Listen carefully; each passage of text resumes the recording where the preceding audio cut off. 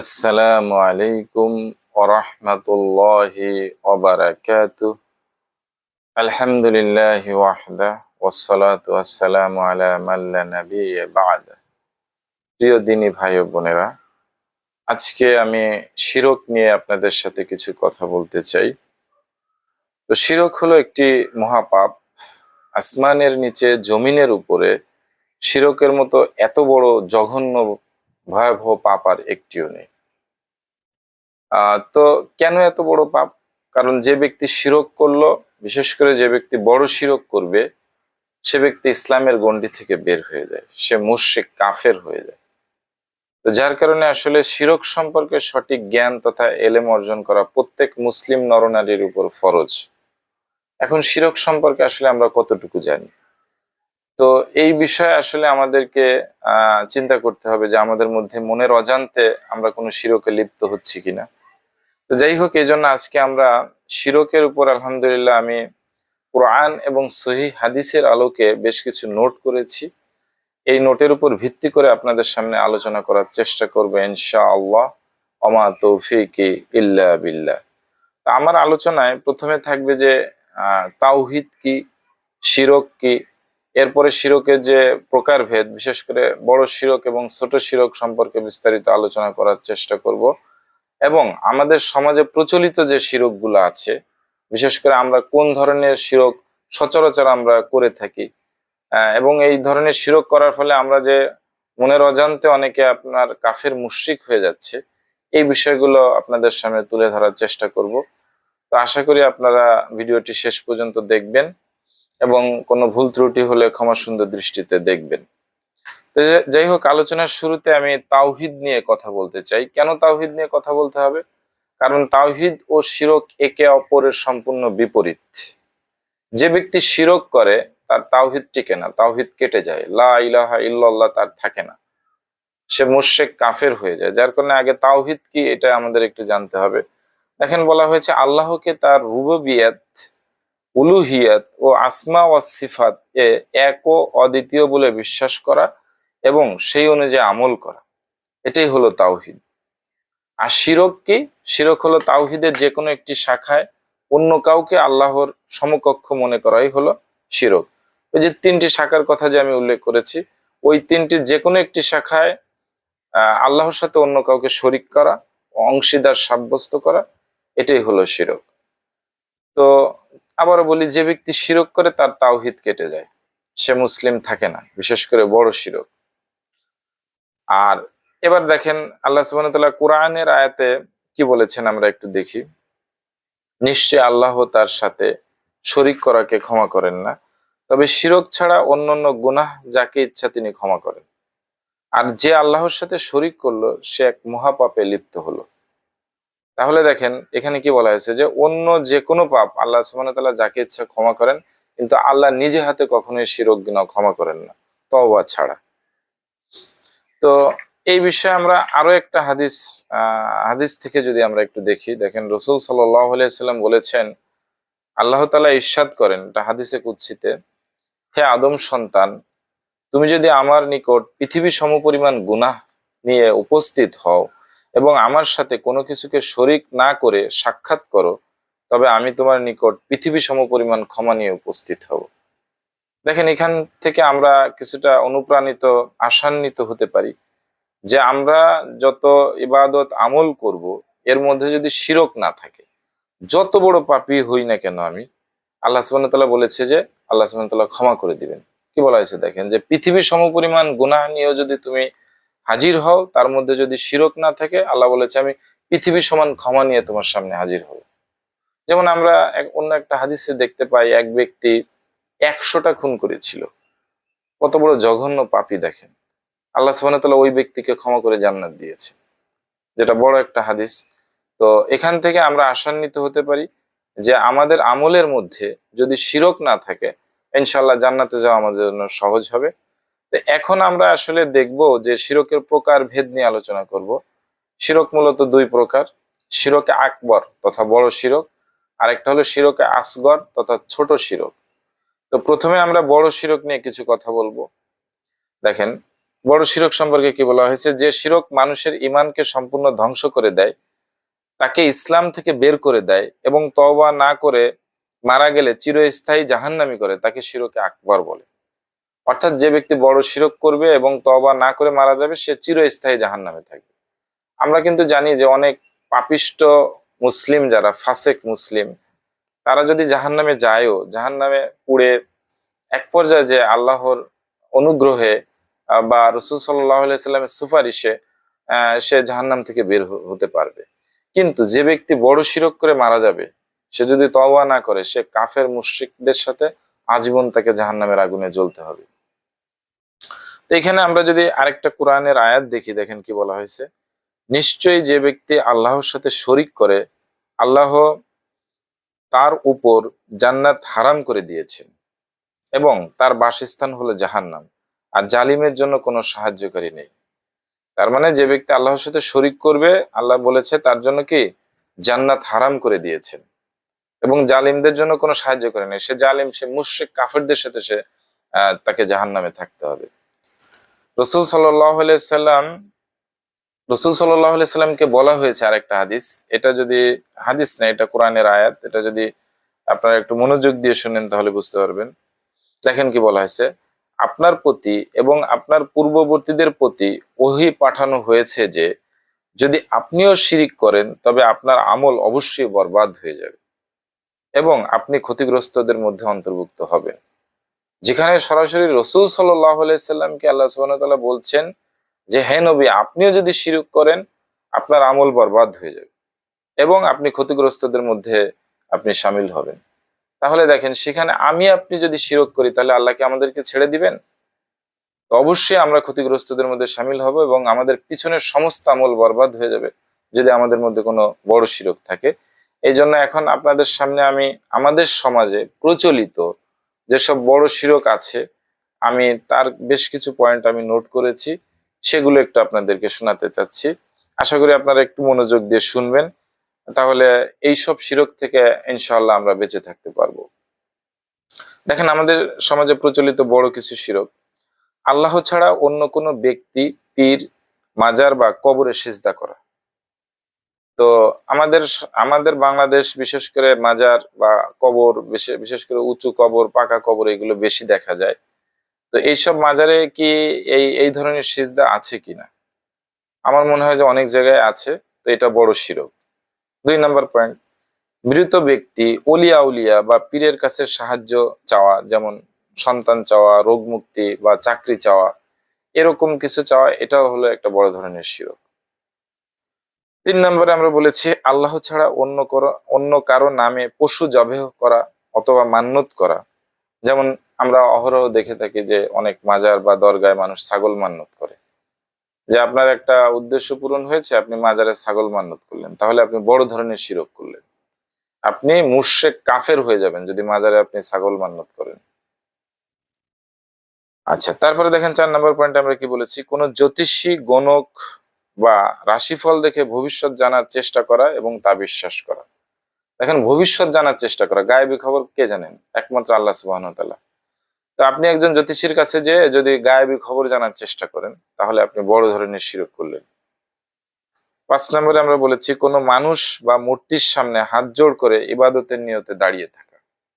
অনেক সময় মূর্তির সামনে দাঁড়ায়, হ্যাঁ, ইট কাঠ পাথর দিয়ে তৈরি কোনো স্তম্ভর সামনে দাঁড়িয়ে যদি ইবাদতের নিয়তে দাঁড়ায়, তাহলে সে মুশরিক হয়ে যাবে।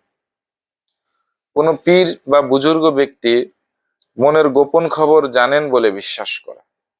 আপনি একজন ওলি, পীরের কাছে গেছেন, তো উনি আপনার গোপন খবর জানেন, এরকম যদি আপনার মনের মধ্যে বিশ্বাস থাকে, তাহলে এটাও একটা বড় শিরক। মাজার বা কবরের চারপাশে কাবা শরীফের মতো তাওয়াফ করা, এরকম হয় কিনা আমাদের দেশে আমার জানা নাই, তবে এটা যদি হয়ে থাকে এটাও বড় শিরক। তারপরে বলা হয়েছে জাদু, টুনা, বান মারা ইত্যাদির মাধ্যমে অন্য কারো ভাগ্য পরিবর্তন করা সম্ভব বলে বিশ্বাস করা। তার মানে একজনের ভাগ্যে যা লেখা আছে, আপনি জাদু টুনার মাধ্যমে যদি মনে করেন যে তাকে মেরে ফেলা যাবে বা তার ক্ষতি করা যাবে, এটাও একটা বড় ধরনের শিরক। তারপরে আমরা বলেছি যে কোনো অলি, পীরকে পাপ মোচনকারী বা জান্নাতে নিয়ে যাওয়ার সুপারিশের ব্যাপারে শতভাগ নিশ্চিত গ্যারান্টি দাতা মনে করা। যেটা আমরা অনেক সময় দেখি যে অনেক পীর ওলি আউলিয়া জান্নাতের গ্যারান্টি দেন, জান্নাতের টিকিট বিক্রি করেন। এটা হলো বড় ধরনের শিরক। এই বড় ধরনের শিরক যারা করবে প্রত্যেকে মুশরিক কাফের হয়ে যাবে, তাদেরকে অবশ্যই তওবা করে আল্লাহর কাছে ফিরে আসতে হবে। এবার আমরা ছোট শিরক নিয়ে কিছু কথা বলবো। দেখেন ছোট শিরক সম্পর্কে কি বলা হয়েছে। রাসূল সাল্লাল্লাহু আলাইহি সাল্লাম তার সাহাবীদের এবং পুরো উম্মতকে ছোট শিরকের ব্যাপারে সবচেয়ে বেশি সতর্ক করেছেন। রাসূল সাল্লাল্লাহু আলাইহি সাল্লাম বলেছেন, আমি তোমাদের উপর যে জিনিসটিকে সবচেয়ে বেশি ভয় করি তা হলো শিরকে আসগর বা ছোট শিরক। সাহাবীগণ জিজ্ঞেস করলেন, হে আল্লাহর রসুল, ছোট শিরক কি? তিনি বললেন, তা হলো রিয়া, লোক দেখানো আমল। তার মানে এই ছোট শিরক থেকে কিন্তু আমি আপনি কেউই নিরাপদ নয়। ছোট শিরক বা রিয়া এতই সূক্ষ্ম যে তা সহজে ধরা যায় না। রাসূল সাল্লাল্লাহু আলাইহি সাল্লাম বলেছেন, তোমাদের মধ্যে শিরকের অনুপ্রবেশ অন্ধকারের মধ্যে মসৃণ পাথরের উপর পিঁপড়ার হেঁটে যাওয়ার চেয়েও সূক্ষ্ম। তার মানে দেখেন, একটা কালো পাথরের উপর দিয়ে যদি একটা কালো পিঁপড়া হেঁটে যায়, এটা কিন্তু শনাক্ত করা খুবই কঠিন। তো সেরকম ছোট শিরক থেকে বেঁচে থাকা আমাদের জন্য আসলে অনেক কঠিন। তো ছোট শিরক একটা কাবিরা গুনাহ, যা বড় শিরকের দিকে ধাবিত করে। কেউ যদি বারবার ছোট শিরক করতে থাকে, এটাই এক পর্যায়ে তাকে বড় শিরকে নিপতিত করে। তো ছোট শিরক যে ব্যক্তি করে সে মুশরিক বা কাফের হয়ে যায় না, কিন্তু সে বড় ধরনের কাবিরা গুনাহ করলো। তো এবার আমরা দেখবো যে আমাদের সমাজে প্রচলিত যেসব ছোট শিরক রয়েছে সেগুলো একটু আমরা দেখার চেষ্টা করব, যে এই সব ছোট শিরক আমাদের মধ্যে আছে কিনা। এটা আলোচনা করলে আপনারা মিলিয়ে নিবেন যে আসলে আমরা কি এই ছোট শিরকের মধ্যে নিমজ্জিত কিনা। আমরা এখানে 1 নম্বর পয়েন্টে রেখেছি লোক দেখানো ইবাদত করা। তো আমরা আসলে লোক দেখানো ইবাদত করি কিনা। মনে করেন যে আপনি 1 ওয়াক্ত সালাত আদায় করেন না, এখন আপনার বাসায় একজন মেহমান এসেছে, তখন আপনি সুন্দর করে অজু করে জায়নামাজটা বিছিয়ে সালাত আদায় শুরু করেছেন। এটাকে বলা হয় লোক দেখানো সালাত। বা অনেকে আছে সুখ্যাতি অর্জনের জন্য হজ করে, লোকে তাকে হাজি বলবে, সেই জন্য হজ করে। এগুলো সবই হলো লোক দেখানো ইবাদত। রিয়া এবং রিয়াই হলো ছোট শিরক। তারপরে দেখেন 2 নম্বরে আমরা রেখেছি রোগ নিরাময়ের উদ্দেশ্যে ধাতব দ্রব্য দ্বারা নির্মিত আংটি বালা পরিধান করা। যেমন আমরা অনেক সময় দেখি যে অনেকে হাতে কালো ফিতা বা তাগা বাঁধে, অথবা অষ্টধাতুর আংটি, এরকম অনেক কিছু তারা হাতে নেয়। এগুলো সবই ছোট শিরক। তারপরে সকল ধরনের তাবিজ ব্যবহার, এই তাবিজ ব্যবহার থেকে আমাদেরকে বিরত থাকতে হবে। তাবিজ ব্যবহার করা শিরক। এখন কেউ বলবেন যে আমি কোরআনের আয়াত দিয়ে তাবিজ, না, কোরআনের আয়াত দিয়েও তাবিজ নেওয়া যাবে না, এটাও শিরক। যে কোনো কিছু লটকানোই শিরক। তাবিজ বা মাদুলি বানিয়ে আপনি শরীরে কোনো কিছু লটকাতে পারবেন না, কারণ কোরআন আল্লাহ সুবহানাহু ওয়া তাআলা নাজিল করেছেন আমলের জন্য, ইবাদতের জন্য। তো এটা লটকানোর জন্য আল্লাহ সুবহানাহু ওয়া তাআলা নাজিল করেনি যে আপনি বাসায় কোরআনের একটা আয়াত আপনি দেওয়ালের সাথে লটকাবেন না, এটার কোনো সুযোগ নাই। শরীরে তাবিজে আকারে কোরআনকে আপনি লটকাতে পারবেন না, এটা সম্পূর্ণ শিরক। তারপরে বলা হয়েছে কোনো সমস্যায় জিনকে ডাকানো, জিনের কাছে সাহায্য চাওয়া, এটা শিরক। যেটা আমরা অনেক সময় দেখি যে অনেক হুজুর জিন হাজির করেন, তো জিন দিয়ে উনি তদবির করেন, বিভিন্ন রোগের জন্য তাবিজ দিয়ে থাকেন, রোগের ট্রিটমেন্ট করে থাকেন। এটাও একটা ছোট শিরক। আল্লাহ ছাড়া অন্য নামে কসম করা, অহরহ আমরা আমাদের সমাজে এটা দেখে থাকি। এই যে মার নামে কসম করছে, বাবার নামে কসম করছে, সন্তানের মাথা ছুঁয়ে কসম করছে, দানার কসম করছে, এগুলো সবই শিরক। এগুলো থেকে বেঁচে থাকতে হবে। কাক বা পেঁচার ডাককে অমঙ্গল মনে করা, অনেকে মনে করে যে কাক বা পেঁচা ডাকছে হয়তো কেউ মারা যাবে, বা কোনো দুঃসংবাদ আসবে, এরকম মনে করা, এটা শিরক। দিনের বিশেষ সময় বেচা কিনা না করা, এটা একটা শিরক। যেমন সুই সুতা অনেকে আছে রাতে বিক্রি করেন না, অনেক দোকানদার আছে, এটা এক ধরনের শিরক। তারপরে শনি মঙ্গলবারকে অমঙ্গল মনে করা, এটা আমরা প্রায় দেখি যে বিয়ে শাদীর দিন যখন মানুষজন ঠিক করে, তখন শনিবার মঙ্গলবারে বিয়ে শাদীর ডেট দেন না, বলে যে এটাতে অমঙ্গল হবে। তো এটা শিরক, কারণ কি আল্লাহর দিন সবই সমান। তা আপনি শনি মঙ্গলবারকে নির্দিষ্ট করে অমঙ্গল বলার কোনো সুযোগ ইসলামে নাই। তারপরে দেখেন টিয়া পাখি দিয়ে ভাগ্য গণনা করা। রাস্তার কাছে আমরা অনেক সময় দেখি যে টিয়া পাখি দিয়ে মানুষ ভাগ্য গণনা করে। তো টিয়া পাখি দিয়ে ভাগ্য গণনার ক্ষেত্রে আমি আরেকটা কথা বলি, কেউ যদি জ্যোতিষীর কাছে যায়, কোনো গণকের কাছে যায়, আল্লাহ সুবহানাহু ওয়া তাআলা তার 40 দিনের ইবাদত কবুল করবেন না। তার মানে ইসলামে গণকের কাছে যাওয়ার কোনো সুযোগ নেই। আর গণক যে গণনা করে বা এই জাদুটনা করে, তার শাস্তি হলো ইসলামে মৃত্যুদণ্ড। হ্যাঁ, ইসলামিক যে শাসক থাকবেন তিনি তাকে মৃত্যুদণ্ড কায়েম করবেন, তার বেঁচে থাকার কোনো সুযোগ ইসলামে নাই। তারপরে দেখেন, কাউকে রাজাধিরাজ বা শাহেনশাহ বলা। রাজাধিরাজ একমাত্র আল্লাহ সুবহানাহু ওয়া তাআলা। তা আপনি কাউকে রাজাধিরাজ বলতে পারবেন না। দিবসের পূজা করা, দিবসের পূজা করা, এইখান থেকে আপনি কতটা নিরাপদ দেখেন। আমরা তো অহরহ জন্ম দিবস, মৃত্যু দিবস, তারপরে বিবাহ বার্ষিকী, হ্যাঁ, এরকম কত দিবস আমরা পালন করছি। এগুলো সব হলো দিবসের পূজা করা। তা আশা করি এই যে কোনো ধরনের দিবস পালন থেকে আমরা বিরত থাকার সর্বোচ্চ চেষ্টা করব। কারণ এটাও শিরক। এরপর হলো ছোট বাচ্চার কপালে কালো টিপ দেওয়া। আমরা মনে করি যে বদনজর থেকে কালো টিপ হেফাজত করবে। তো বদনজর থেকে হেফাজত করে একমাত্র আল্লাহ সুবহানাহু ওয়া তাআলা। এখানে আপনি সহি যেসব দোয়া রয়েছে সেগুলো পড়ে ঝাড়ফুঁক করতে পারেন। নাস, ফালাক, ইখলাস, আয়াতুল কুরসি পড়ে বাচ্চাকে ফু দিতে পারেন, তাহলে আল্লাহ সুবহানাহু ওয়া তাআলা বদনজর থেকে হেফাজত করবে। তো এই ক্ষেত্রে বাচ্চার কপালে কালো টিপ দিলে এটা শিরক হবে। তারপরে দেখেন, আমরা অনেক সময় বলে থাকি ডাক্তার সাহেব না থাকলে রোগীটি মারাই যেত, এমন আমরা অনেক সময় বলে থাকি। এটাও একটা শিরকি কথা। কারণ কি, মারা রোগী কখন যাবে, রোগীর হায়াত কতটুকু, এটা আল্লাহ সুবহানাহু ওয়া তাআলা নির্ধারণ করে রেখেছেন। ঘরের দরজা বা গাড়ির সামনে জুতা বা গরুর মাথার খুলি ঝুলিয়ে রাখা। মনে করা যে গাড়ির পিছনে অনেকে জুতা ঝুলায় রাখে যাতে গাড়ি অ্যাক্সিডেন্ট না হয়। গরুর মাথার খুলি অনেক সময় বাড়ির সামনে কেউ গাছে লটকায় বা কেউ দরজার সামনে ঝুলায় রাখে, মনে করে যে এটা বুঝি অকল্যাণ থেকে বাঁচাবে, এটাও শিরক। রাশিফল গণনা, যেমন মেষ রাশি, তুলা রাশি, এরকম বিশ্বাস করা, দিনের শুরুতে মানুষ রাশিফল মিলিয়ে নেয়, এটাও শিরক। ভাঙা আয়নায় মুখ দেখলে অমঙ্গল হবে এমন বিশ্বাস করা। শুধু ভাঙা আয়না না, আমাদের সমাজে আমরা দেখি যে একটা গ্লাস ফেটে গেছে, ওই ফাটা গ্লাসে মানুষ পানি খায় না, ভাঙা আয়নায় মুখ দেখে না। তো এগুলো কুসংস্কার, এবং এগুলো সবই হলো শিরক। পরীক্ষার দিন ডিম খেলে পরীক্ষায় শূন্য পাবে এমন বিশ্বাস করা, যেটা আমরাও ছোটকালে দেখেছি যে আমাদের মনের মধ্যে এই বিশ্বাস ছিল, পরীক্ষার দিন আমরা ভয়ে ডিম খেতাম না। আল্লাহ সুবহানাহু ওয়া তাআলা আমাদেরকে মাফ করুক, এটাও শিরক। গর্ভবতী মহিলা সূর্য বা চন্দ্র গ্রহণের সময় কোনো কিছু কাটাকুটি করলে বাচ্চার ক্ষতি হবে এমন মনে করা। জোড়া কলা খেলে যমজ সন্তান হবে এমন মনে করা, এটাও শিরক। টাকায় কিনা হয়, টাকাই সব, এমন উক্তি করা। দেখেন, টাকায় কিনা হয়, টাকা কি আপনার জীবন বাঁচাতে পারবে? না, জীবন মরণ দেওয়ার একমাত্র মালিক আল্লাহ সুবহানাহু ওয়া তাআলা। টাকা অবশ্যই আপনার উপকার করে, কিন্তু পূর্ণ আস্থা আল্লাহ সুবহানাহু ওয়া তাআলার উপর আপনাকে থাকতে হবে। গালে হাত দিয়ে বসলে অমঙ্গল হবে এরকম মনে করা। তো এরকম আমাদের সমাজে যত প্রকার কুসংস্কার বিদ্যমান আছে সবই শিরক। আর এই সব ছোট শিরক বিশেষ করে আমাদের সমাজে মুরব্বীদের মধ্যে বেশি দেখা যায়। গ্রামের দাদা, দাদু, নানা, নানি, এনাদের কাছে যখন যাবেন দেখবেন যে একটার পর একটা শিরকি কথা ওনাদের মুখে আসেই। এইটা করিস না, ওটা করিস না, ওইটা করলে এই হবে, ওটা করলে সেই হবে। এরকম আপনাকে শিরকের মধ্যে আমাদের দাদা দাদি, নানা নানি বা মুরব্বী যারা আছেন এনারা বেশি ধাবিত করে। তো আল্লাহ সুবহানাহু ওয়া তাআলা আমাদেরকে এই ছোট শিরক থেকে বেঁচে থাকার তৌফিক দান করুক। এখন আমি সংক্ষেপে কিছু কথা বলবো যে শিরক থেকে বাঁচার উপায় কি। দেখেন, শিরক থেকে বাঁচতে গেলে সঠিক এলেম অর্জন করতে হবে। আমি শুরুতে বলেছি শিরকের উপর এলেম অর্জন করা প্রত্যেক মুসলিম নরনারীর উপর ফরজ।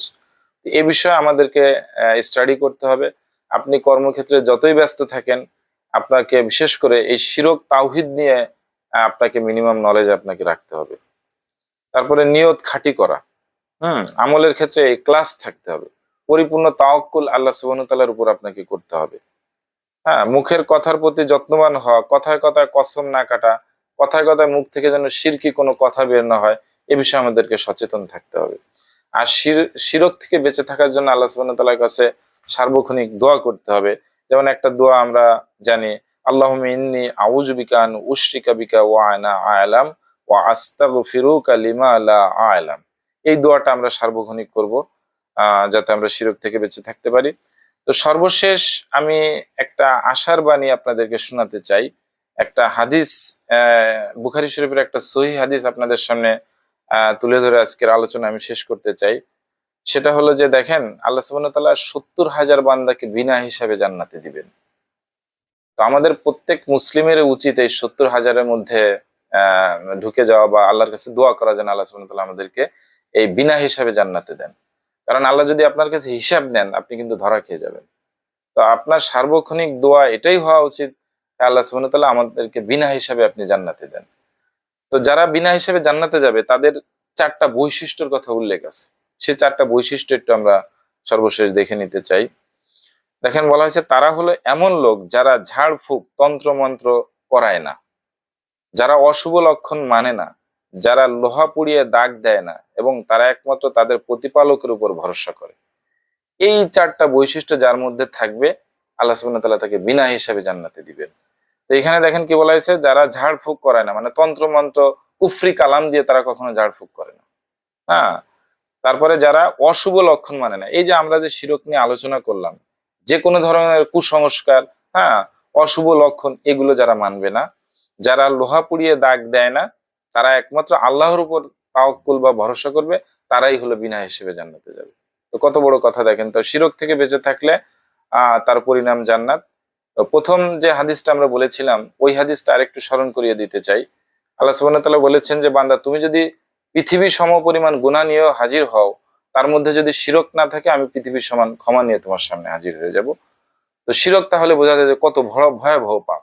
শিরক না করলে আল্লাহ সুবহানাহু ওয়া তাআলা সে যত বড় গুনাহগার হোক না কেন, আল্লাহ তাকে মাফ করে জান্নাত দিবেন। তা আল্লাহ সুবহানাহু ওয়া তাআলা আমাদেরকে ছোট শিরক এবং বড় শিরক থেকে বেঁচে থাকার তৌফিক দান করুক। আমিন। আসসালামু আলাইকুম ওয়া রাহমাতুল্লাহি ওয়া বারাকাতুহু।